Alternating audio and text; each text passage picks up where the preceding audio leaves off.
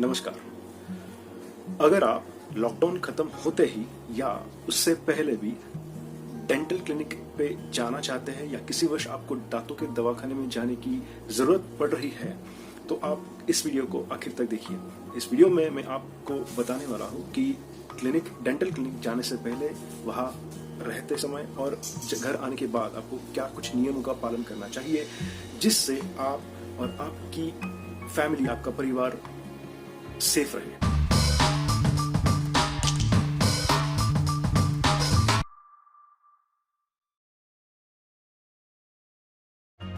मेरा नाम है डॉक्टर रोहन नकोले और मैं कोथरूड पुणे यहाँ प्रैक्टिस करता हूँ। ये वीडियो मैंने अपने पेशेंट्स के सेफ्टी के लिए बनाया है। इस वीडियो में जो नियम बताए गए हैं ये लगभग सारे डेंटल क्लिनिक्स के लिए लागू होते हैं। काफ़ी साधारण से नियम है लेकिन काफ़ी इंपॉर्टेंट नियम है जो आपको बिल्कुल पालन जिसका करना चाहिए आपको। सबसे इंपॉर्टेंट बात, मॉडर्न डेंटल क्लिनिक्स इस जैसे सिचुएशंस को हैंडल करने के लिए पूरी तरह तत्पर है। हमारे यहाँ क्लास बी ऑटोक्लेव्स है, फ्यूमिगेटर्स है, फेस शील्ड्स है, N95 मास्क है, पीपी किट्स है, सारी चीजें अवेलेबल है जो इस सिचुएशन में हमें मदद करेगी। अब चाहिए तो एक ही चीज, आपका साथ। ओके, फर्स्ट थिंग फर्स्ट, आपको खुद को डिसीजन लेना है कि आपको डेंटल ट्रीटमेंट करना अब के सिचुएशन में सच में जरूरी है या नहीं। यानी कि अगर आपको पर्स है, स्वेलिंग है, ब्लीडिंग हो रहा है, काफी ज्यादा पेन है तो बेशक आप डेंटल ट्रीटमेंट लेना जरूरी समझे। अन्यथा कोई मामूली सा कारण है, कोई दांत का फिलिंग टूट गया है या फिर और उस जैसे कोई मामूली से अगर कोई कैप निकल गया है तो आप खुद को सवाल करिए कि इस सिचुएशन को मैं कुछ दिन के लिए आगे सहन कर सकता हूँ या नहीं। अगर जवाब हाँ है तो आप बेशक घर में ही रहिए लॉकडाउन के बाद भी। दूसरी बात, अगर आप डायबिटीज, उच्च रक्तदाब, हाइपरटेंशन या इम्यूनो कॉम्प्रोमाइज कंडीशन से अगर आप जैसे अस्थमा है उसमें से अगर आप जा रहे हैं या आप कोई स्टेरॉइड्स ले रहे हैं तो आप घर से बाहर ना निकलें। अगर आप प्रेग्नेंट हैं तो भी आप घर से बाहर ना निकलें। ऑफ कोर्स अगर कोई डेंटल इमरजेंसी है तो आपको एक ही करना है कि पहले आपके डेंटिस्ट को कॉल या मैसेज करिए। कॉल या मैसेज से ही उनको आप ट्रीटमेंट लेने की कोशिश करिए और अगर उस ट्रीटमेंट से, उस दवाई से अगर आपका दर्द नहीं रुकता है तो ही आप डेंटल अपॉइंटमेंट लेने की सोच सकते हैं। ओके, अगर अब आपको डेंटल क्लिनिक जाना है तो सबसे पहले जान लीजिए कि अभी वॉक इन अलाउ नहीं करिए। वॉक इन तभी होगा जब कोई एक्सीडेंटल इमरजेंसी होगा, तब एक्सीडेंट की वजह से कोई डेंटल इमरजेंसी रहेगा तब वॉक इन अलाउ करेंगे। अब क्या करना है तो डेंटल क्लिनिक पे आपको फोन लगाना है। फोन लगाने के बाद आप अपॉइंटमेंट के लिए रिक्वेस्ट करना है। वहाँ पे फोन के ऊपर आपको कुछ सवाल पूछे जाएंगे, कुछ नॉमिनल से हिस्ट्री लिया जाएगा, आप उसका सही सही जवाब देना है, फिर आपकी अपॉइंटमेंट कंफर्म होगी। अपॉइंटमेंट के दिन कम से कम 10 मिनट पहले आके क्लिनिक में बैठना है।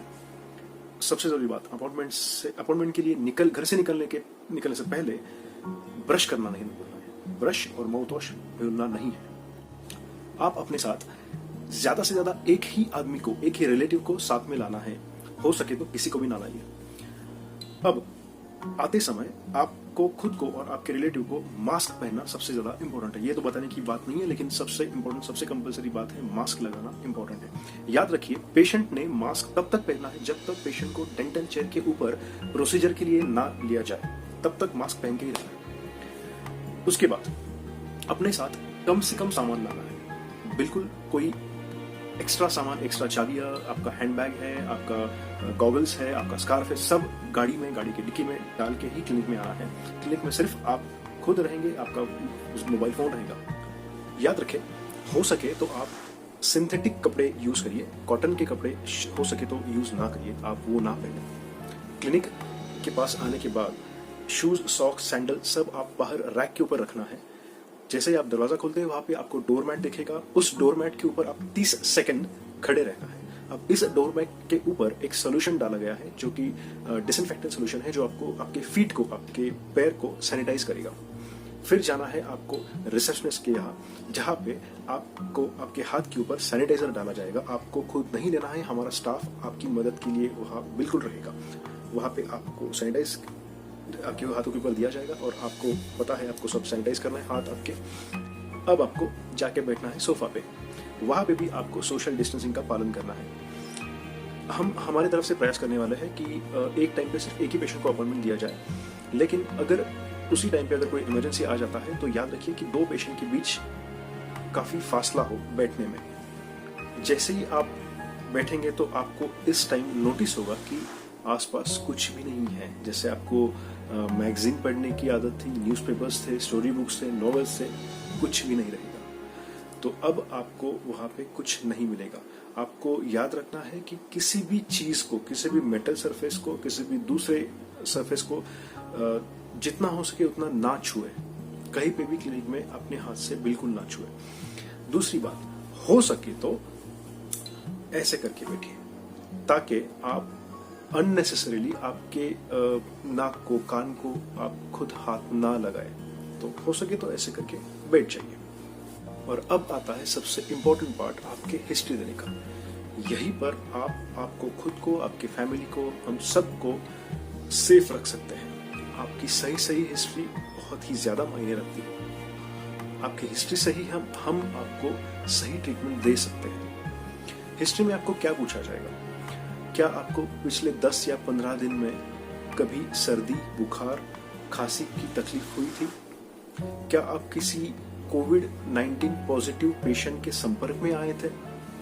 आपकी ट्रैवल हिस्ट्री पूछी जाएगी। क्या आप देश से बाहर, पूना से बाहर, कोथरूड से बाहर, मतलब आप जिस एरिया में रहते हैं उससे बाहर कहीं पे पिछले 15 दिन में ट्रैवल करके आए थे या नहीं? इन सारी चीजों की सही हिस्ट्री आपको देनी ही है। आपकी हिस्ट्री लेने के बाद आपको सर्वप्रथम आपका मोबाइल फोन साइलेंट पे करना है। आपको अंदर चेयर के ऊपर लेने के बाद आपको किसी से भी बात करना अलाउ नहीं रहेगा। इसके बाद साइलेंट पे करने के बाद आपको अंदर ऑपरेटरी में लेके जाने के बाद आपको डेंटल चेयर के ऊपर बिठाया जाएगा। वहां पे सर्वप्रथम आपको क्या करना है, तो ग्लास में रखे हुए माउथ वॉश से कुल्ला करना है। उसके बाद आपको नेसेसरी एप्रन से, हेड कैप से ढका जाएगा और फिर आपकी ट्रीटमेंट शुरू हो जाएगी। ट्रीटमेंट शुरू करते ही आपको ध्यान में रखना है कि जैसे आपको पहले आदत थी कि ट्रीटमेंट करते समय हम बातें करते थे, कुछ आपके सवाल रहते थे, हम आपको जवाब देते थे, लेकिन अब वो समय नहीं रहेगा। एक बार ट्रीटमेंट चालू करते ही आपको बातें करना अलाउ नहीं रहेगा। दूसरी सबसे इम्पोर्टेंट बात है कि आप हर एक अपॉइंटमेंट के लिए ज्यादा से ज्यादा समय निकाल के आइए, बिकॉज हम हर एक अपॉइंटमेंट में ज्यादा से ज्यादा काम करने की कोशिश करेंगे। जिस अपॉइंटमेंट के लिए 7-8 सिटिंग्स लगने वाले थे वो हम लोग 2 या 3 सिटिंग में कवर करने की प्रयास करेंगे। इसका एक कारण है कि इसमें हमारी जो स्टरलाइजेशन का जो मेहनत है, उसका जो हम लोग जो पीपी किट्स यूज करने वाले हैं, उसका जो भी कॉस्ट फैक्टर है वो कम हो जाएगा। अल्टीमेटली वो बेनिफिट आपको पास ऑन हो जाएगा। तो याद रखिए, ज्यादा से ज्यादा टाइम निकाल के आना है। प्रोसीजर खत्म होने के बाद आपको फिर से माउथ वॉश दिया जाएगा, उससे आप कुल्ला करना है। फिर आपका जो मास्क है वो पहन लेना है और फिर हमारा स्टाफ आपको बाहर तक लेके जाएगा। आपको किसी भी डोर हैंडल्स को या कहीं पे इधर उधर टच करने की जरूरत ना पड़े। हमारा स्टाफ आपका सब ख्याल रखेगा। एक बार रिसेप्शन पे आप जाते हैं, वहां पे फिर से आपको हैंड सैनिटाइज करना है। आपको खुद को नहीं करना है, हम मदद करेंगे आपको। दूसरी बात, आपको जो भी पेमेंट्स करना है वो हम रिक्वेस्ट करते हैं कि कैश ट्रांजैक्शन बिल्कुल ना करें, आप digital mode of payments use करें। उसके लिए हमारी रिसेप्शंस आपको पूरी सहायता करेंगे। इवन हम आपको प्रिस्क्रिप्शंस भी डिजिटल फॉर्मेट में ही देंगे। आपको व्हाट्सएप करेंगे, ईमेल करेंगे, हैंड रिटन प्रिस्क्रिप्शन नहीं रहेगा। हम आपको रिक्वेस्ट भी करते हैं कि आपके पास कोई एक्सरेज है या रिपोर्ट्स है वो आप हमें मेल करिए। फिजिकल फॉर्मेट में हमें कुछ भी ना दे।